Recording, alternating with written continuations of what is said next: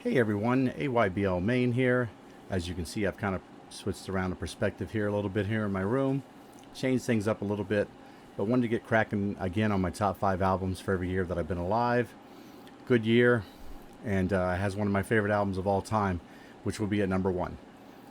Definitely in the top 5 is a record that I got in advance from Atlantic Records when I was managing a radio station, Tori Amos Little Earthquakes. Some great songs on there, but really the strength of just the song Crucify itself was just a magnificent song. Really took a liking to Tori and followed her career quite passionately for a few years, especially when I was at my station and well into the late 90s. So definitely made my top 5. Also, in my top 5 is the debut record from Rage Against the Machine, their self-titled one. What a fantastic record, guys. You have got to listen to this. Zach De La Roca, Tom Morello, just a great band all the way through. Bomb Track, Freedom, Killing in the Name of, Bullet to the Head, all great tunes.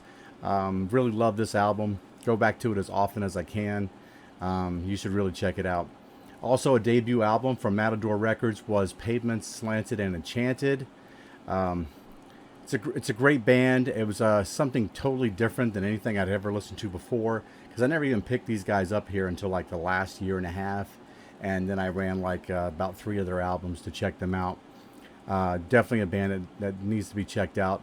The first 2 tracks on there are just fantastic.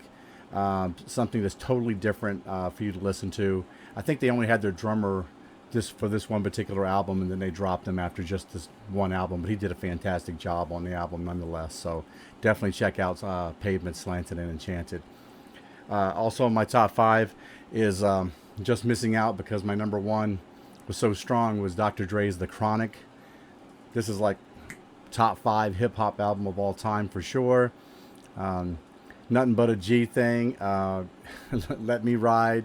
It's just all good stuff and kind of gives you that semi-introduction to Snoop Doggy Dogg.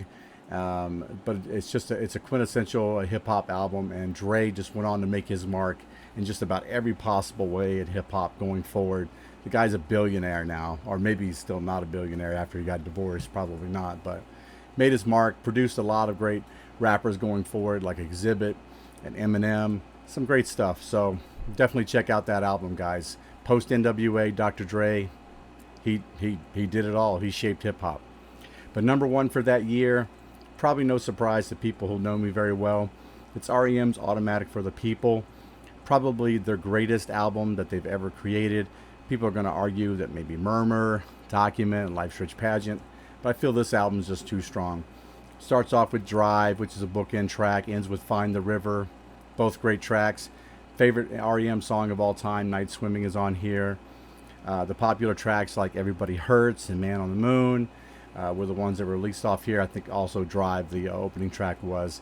But has other tracks that talk about a lot of different things. Try Not to Breathe talks about euthanasia and things like that. REM and Michael Stipe is just a quintessential band for me, and this album was at the top of the heap. So as far as albums that everybody said I would love, but I didn't, and I actually was listening to them while I was manager of the radio station, and I never really got into them. No matter how hard I tried, I never really got into it. And that was Core by Stone Temple Pilots. I just think it's because Stone Temple Pilots was considered the weaker of all the grunge stuff that was out there, and their identity was just kind of lost in the mix, lost in the fog, if you want to call it that way, from all the other great bands that were already being released during that time. It never really felt like they even got their footing with other albums that they subsequently released. And Core just never stuck out to me as a really strong album. Maybe 1 or 2 tracks were strong, but not as a strong album overall. So that's my album that everybody said I would love, but I didn't.